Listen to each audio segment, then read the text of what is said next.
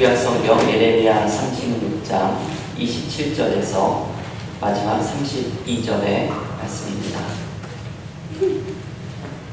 예레미야 36장 27절에서 마지막 32절까지 한 절씩 함께 교독하실 때, 교훈을 읽으실 때 제가 또 함께 읽겠습니다.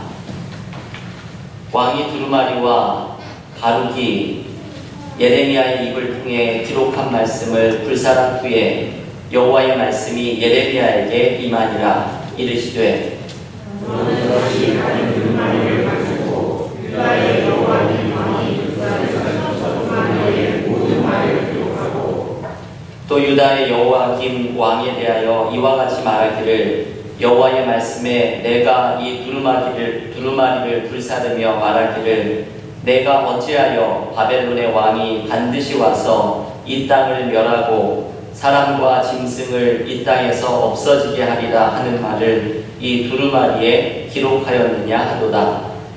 그러므로 여호와께서 유다의 왕 여호야김에 대하여 이와 같이 말씀하시니라. 그에게 다윗의 왕위에 앉을 자가 없게 될 것이요, 그의 시체는 버림을 당하여 낮에는 더위 밤에는 추위를 당하리라. 또 내가 그와 그의 자손과 신하들을 그들의 죄악으로 말미암아 벌할 것이다.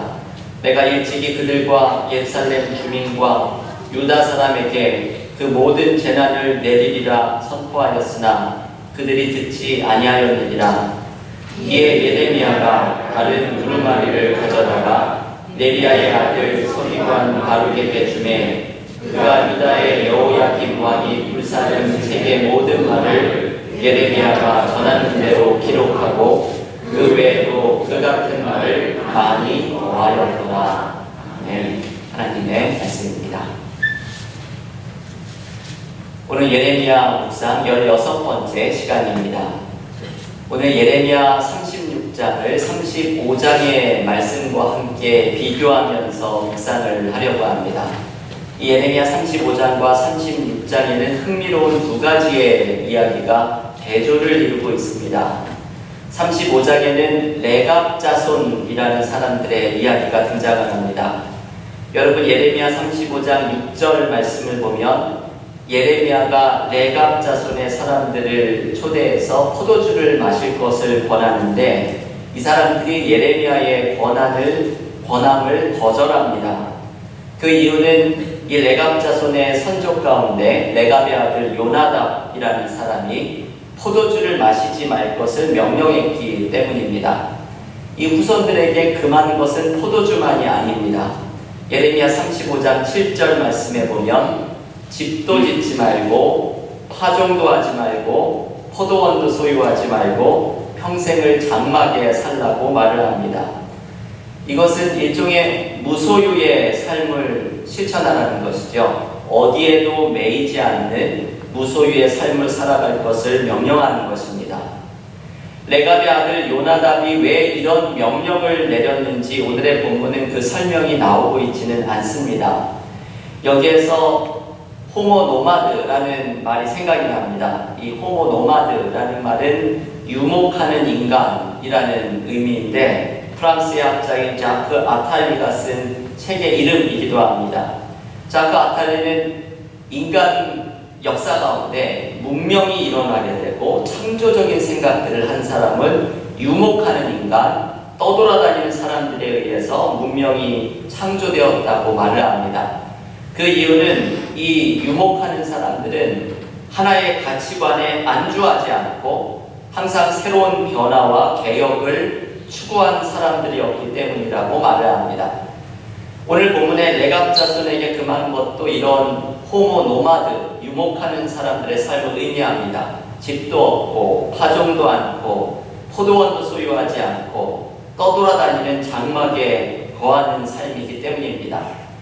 하지만 오늘 레갑 족속의 이 호모노마드는 조금 그 의미가 다릅니다. 그 의미는 이스라엘의 광야 생활을 떠올리게 하기 때문입니다. 포도주를 금지한 것은 나실인의 서원이 생각나게 하고, 집도 짓지 말고 파종도 말고 장막에 거하는 것은 이스라엘이 애굽에서 이집트에서 나와서 광야에서 생활을 할 때 이렇게 생활을 했지요. 그러면서 하나님만을 의지하고 살았던 이스라엘 백성들을 떠올리게 합니다. 아마도 레갑 자손은 하나님만 의지하는 삶을 이러한 생활 규범에서 실천하려고 했던 것으로 보입니다. 그래서 하나님께서 레갑 자손에 대해서 이렇게 평가를 내리시죠. 예레미야 35장 19절에서 하나님이 이렇게 말씀합니다. 그러므로 만군의 여호와 이스라엘의 하나님께서 이와 같이 말씀하시니라. 레갑의 아들 요나답에게서 내 앞에 설 사람이 영원히 끊어지지 아니하리라 하시니라.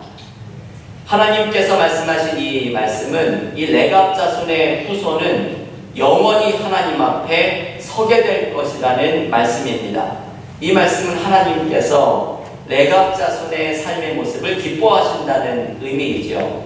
레갑 자손은 하나님만을 의지하는 삶에 대한 이 요나답이라는 사람의 명령을 순종하면서 살아갔고 하나님께서는 이것을 기뻐하셨다는 모습이 예레미야 35장에 기록이 되어 있습니다. 이렇게 레갑 자손의 순종을 소개한 후에 하나님이 예레미야에게 말씀하십니다. 예레미야 35장 14절 말씀인데요. 한번 이 말씀을 같이 읽어볼까요? 예레미야 35장 14절 함께 읽겠습니다. 레갑의 아들 요나답이 그의 자손에게 포도주를 마시지 말라 한 그 명령은 실행되도다.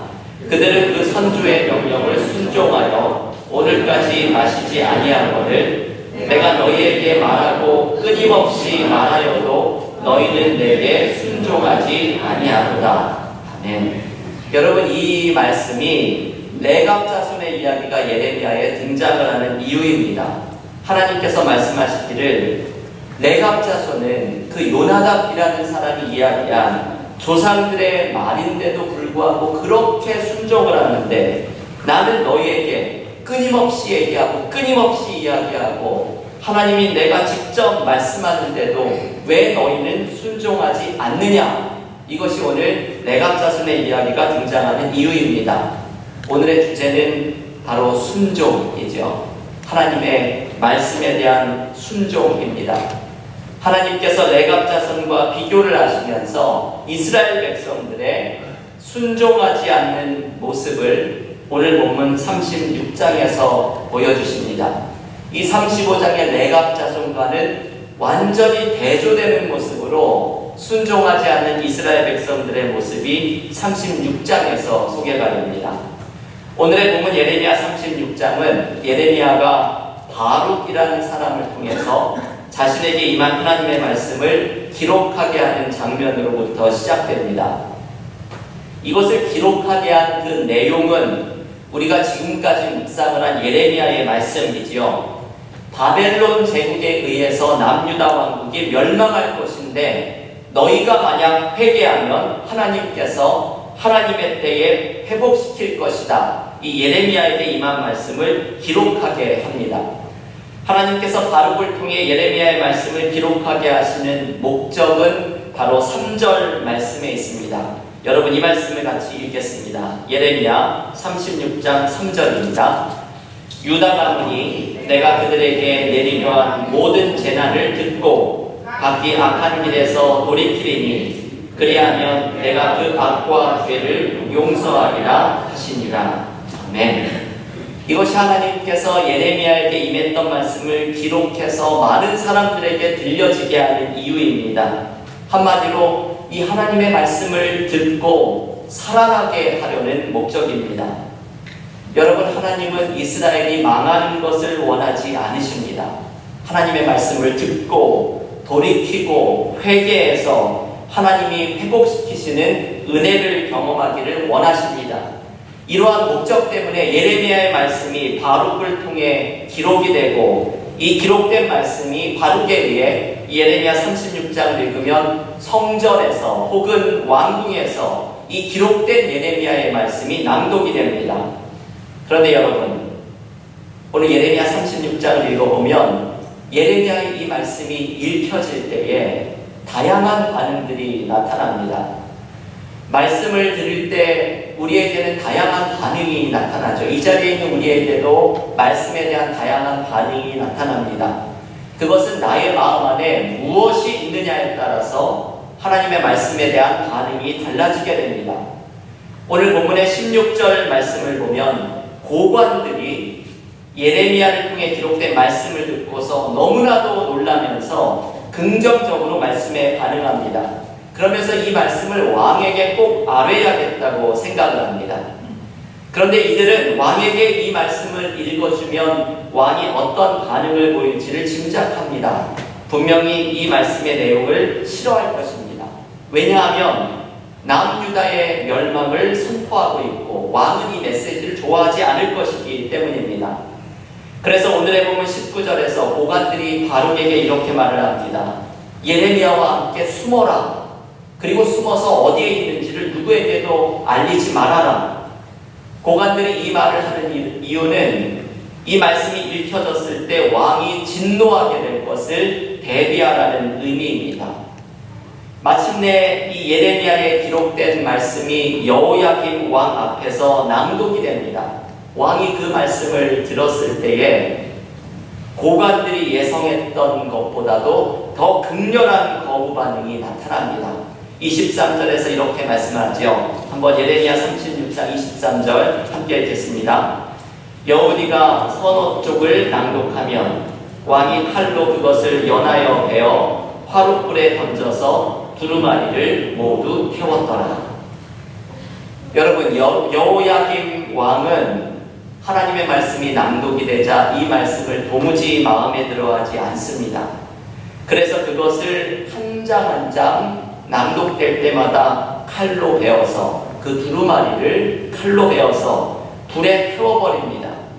마치 그렇게 하면 예레미야를 통해 선포된 이 바벨론을 통한 심판이 임하리라는 하나님의 말씀을 왕인 자신이 통제할 수 있다고 생각을 하는 것처럼 보입니다.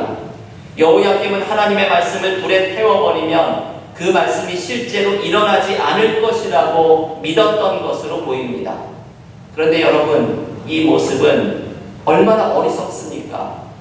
하나님의 말씀을 듣고 순종하고 회개하여 회복의 은혜를 향한 문을 활짝 열어놓아야 하는데 오히려 하나님의 말씀을 듣고서 자기의 뜻대로 그것을 억압하고 통제하려고 하니 이것처럼 어리석은 것이 어디 있겠습니까?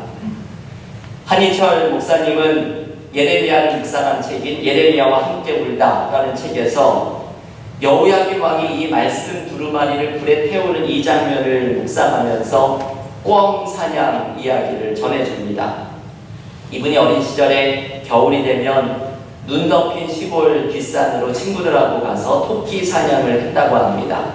한쪽에다가 그물을 쳐놓고 친구들과 함께 손에 막대기를 들고 함성을 지르면서 토끼를 몰면 토끼가 놀라서 도망을 치다가 그만 그 그물에 걸려들고는 했다고 합니다. 그런데 어떤 날은 토끼 대신에 엉뚱하게 꿩을 잡기도 했다고 합니다. 눈 덮인 겨울산에서 꿩을 발견하면 아이들이 고함을 지르면서 꿩을 몰아댑니다. 그런데 꿩에게는 독특한 습성이 하나 있습니다. 이 꿩이 쫓기다가 더 이상 갈 곳이 없는 어쩔 수 없는 상황이 되면 자기 머리를 눈 속에다 파묻고서 꼼짝을 안 하는 것입니다. 자기 딴에는 숨었다고 생각을 하는 것이죠. 자기 눈에 아무것도 보이지 않는다고 안전하게 숨은 것이라고 생각을 하는 것입니다. 이게 참 어리석은 모습이죠. 그래서 사람들이 어리석은 사람을 보면 꿩대가리라고 부르는 것이 이런 모습에서 연유가 되었다고 한희철 목사님은 소개를 합니다.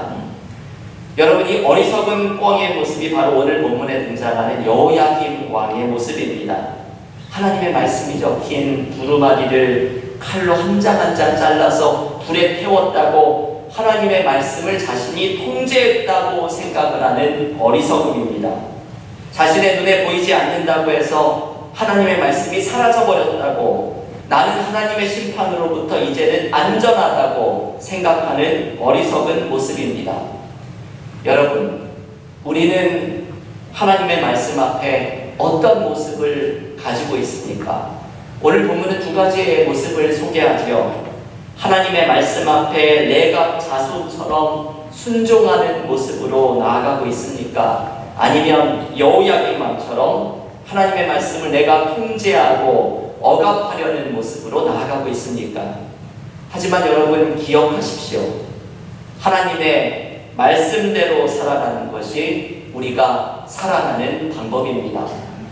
다윗이 솔로몬에게 주었던 유언의 말씀을 기억하시죠?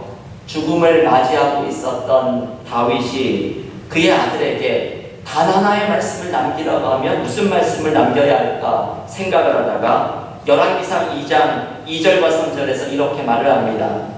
아들아, 내가 이제 세상 모든 사람이 가는 길로 가게 되었으니 너는 힘써 대장부가 되고 내 하나님 여호와의 명령을 지켜 그 길로 행하며 그 법률과 계명과 율례와 증거를 모세의 율법에 기록된 대로 지키라. 그리하면 내가 무엇을 하든지 어디로 가든지 형통할지라. 여러분, 이게 다윗의 유언입니다. 다윗의 유언은 아들에게 전해주고 싶은 그 마지막 한마디는 말씀에 순종하라는 것입니다. 그러면 형통할 것이라는 축복의 말씀입니다. 이것이 다윗이 솔로몬에게 전해주고 싶었던 마지막 말씀입니다. 말씀에 순종하는 것이 살아나는 것이고 말씀에 불순종하는 것이 불행의 길을 걸어가는 것이라는 말씀입니다. 여러분, 오늘 예레미야 36장의 말씀은 이 말씀의 순종에 대한 말씀을 소개해 주면서 그 마지막 결론을 이런 장면으로 소개를 합니다. 여러분, 36장 32절 마지막 말씀을 한번 한 목소리로 같이 읽어보겠습니다. 이에 예레미야가 다른 두루마리를 가져다가 네리야의 아들 서기관 바룩에게 주매 그가 유다의 여호야김 왕이 불사른 책의 모든 말을 예레미야가 전하는 대로 기록하고 그 외에도 그 같은 말을 많이 더하였더라. 아멘. 여러분, 이 마지막 32절의 말씀을 잘 보십시오. 바룩에 의해서 예레미야에게 임했던 하나님의 말씀이 다시 기록됩니다. 왕은 불살랐지만 하나님의 말씀은 다시 기록됩니다. 심지어는 이 32절의 마지막 말씀, 그 외에도 그 같은 말을 많이 더하였더라. 이전 두루마리에 기록되지 않았던 말씀까지도 더욱더 기록이 됩니다. 아마도 여호야김 왕의 비참한 운명에 대한 오늘의 말씀까지도 기록이 되는 것입니다. 여러분, 이것이 오늘 본문이 전해주는 대조되는 모습입니다. 여호야김은 말씀을 불태우지만 하나님의 말씀은 다시 기록됩니다. 인간은 말씀을 통제하려 하지만 하나님의 말씀은 더욱 강하게 살아납니다. 마치 이사야서 40장 8절의 말씀과도 같습니다. 풀은 마르고 꽃은 시드나 우리 하나님의 말씀은 영원히 서리라. 네, 여러분, 오늘 설교의 제목이죠. 하나님의 말씀은 영원히 서리라. 세상의 모든 것이 사라진다고 하여도 하나님의 말씀은 영원히 서리라는 것이 예언자들의 외침입니다. 인간이 아무리 하나님의 말씀을 억압한다고 하여도 하나님의 말씀은 더욱더 흥황하여 견고히 서게 될 것입니다. 우리가 살아가는 길은 영원히 서게 될 하나님의 말씀 앞에 나를 세우고 말씀에 나를 순종하며 나아가는 것입니다. 그때 우리에게는 희망이 있습니다. 여러분, 우리에게는 저마다에게 임한 하나님의 말씀이 있습니다. 하나님의 말씀이 나에게 임하면서 신앙생활을 하면서 하나님의 말씀이 나에게 임하면서 말씀이 살아서 내 안에 역사하는 것을 경험할 때가 있습니다. 히브리서 4장 12절은 이렇게 말씀합니다. 하나님의 말씀은 살아있고 활력이 있어 좌우의 날선 어떤 것보다도 예리하여 홍과 영과 관절과 골수를 찔러 쪼개기까지 하며 또 마음의 생각과 뜻을 판단하나니. 이 말씀은 하나님의 말씀 안에 담겨있는 능력을 소개하는 말씀입니다. 말씀이 살아서 내 안에서 역사하는 능력이 된다는 말씀입니다. 우리는 하나님의 말씀이 나를 세워가는 것을 경험할 때 우리는 이 말씀에 순종하면서 나아가고 있는지를 물어보아야 합니다. 제가 말씀의 능력을 경험한 것 중에 한 경험이 있습니다. 한국에서 대학교 4학년 때 신학교를 가려고 고민을 할 때였습니다. 그때까지 저는 어머니가 제가 목회자가 되게 해달라는 기도를 하시는 것을 들을 때마다 만류를 했습니다. 어머니가 어릴 때부터 이 기도를 하나님께 드렸는데 저는 그것은 어머니 생각이지 제 생각은 아니라고 생각을 했습니다. 어머니가 서원을 하신 것은 좋아도 저에게 좀 물어보아야 하시지 않나 그런 생각을 하였습니다. 저는 대학에서 독일 문학을 전공하고 있었기 때문에 그때 저의 꿈은 문학평론가가 되는 것이었습니다. 그런데 대학교 4학년이 되었을 때 어떤 계기를 통해서 졸업을 한 후에 신학대학원을 가는 것을 고민을 하고 기도를 하게 되었습니다. 그때 마침 교회의 대학부 겨울수련회를 참여했는데 거기에서 요나서를 읽다가 그만 제가 뒤집어지고 말았습니다. 불순종하고 도망가던 요나가 꼭 저의 모습처럼 느껴지면서 물고기 뱃속에서 요나가 기도하는 장면이 저의 마음을 사로잡았습니다. 요나서 2장 9절에서 요나가 이렇게 기도합니다. 나는 감사하는 목소리로 주께 제사를 드리며 나의 서원을 주께 갚겠나이다. 구원은 여호와께 속하였나이다. 이 말씀이 수련해서 저를 확 사로잡았습니다. 요나가 나의 서원을 갚겠다는 말에서 저에게 들려지는 하나님의 말씀은 어머니의 서원이 아니라 나의 서원이 되어야 한다는 생각이 들면서 저의 마음속에 있었던 모든 씨름과 고민이 사라지게 되었습니다. 이것이 제가 말씀의 능력을 경험했던 순간 중에 하나이고 이 말씀의 능력 앞에 처음 섰던 순간이고 말씀에 순종하는 결단을 했던 순간이었습니다. 그리고 저에게는 말할 수 없는 기쁨과 하나님의 은혜가 찾아왔습니다. 여러분, 우리에게는 저마다 삶의 자리에서 하나님의 말씀 앞에 서는 순간이 찾아옵니다. 내가 고민하고 있는 문제에 대해서 하나님의 해결의 말씀이 임하기도 하고 삶의 절대절명의 위기 앞에서 하나님의 약속의 말씀이 임하기도 하고 내가 잘못된 삶의 방향으로 나아가고 있을 때 하나님께서 바로잡아 주시는 하나님의 말씀이 임하기도 합니다. 나에게 임한 하나님의 말씀 앞에서 그것을 통제하고 억압하려는 순간 우리는 여호야김이 보여준 어리석은 자의 길로 걸어가게 됩니다. 하지만 레갑 족속이 보여준 것처럼 말씀에 순종하면서 나아갈 때 우리는 하나님 앞에 영원히 서게 되고 무엇을 하든지 어디로 가든지 형통하게 되는 은혜를 누리게 됩니다. 말씀에 순종할 때 우리는 회복을 향한 문을 열어놓게 됩니다. 여러분 이것을 기억하십시오. 내가 말씀에 순종하기 시작할 때 회복의 은혜를 향한 문을 내가 활짝 열어놓게 됩니다. 교회 여러분, 오늘 예레미야의 메시지는 단순하고 분명합니다. 말씀을 억압하고 통제하려 하지 말고 하나님의 말씀에 순종하십시오. 하나님의 말씀 앞에 나의 삶을 세워보십시오. 그때 말씀이 나를 인도하고 이끌어가는 축복의 삶을 살아가게 될 것입니다. 오늘 예레미야의 말씀을 마음으로 받으면서 말씀에 순종하는 자가 받는 축복을 경험하는 믿음의 교우들이 모두 되시기를 주님의 이름으로 간절히 축원합니다.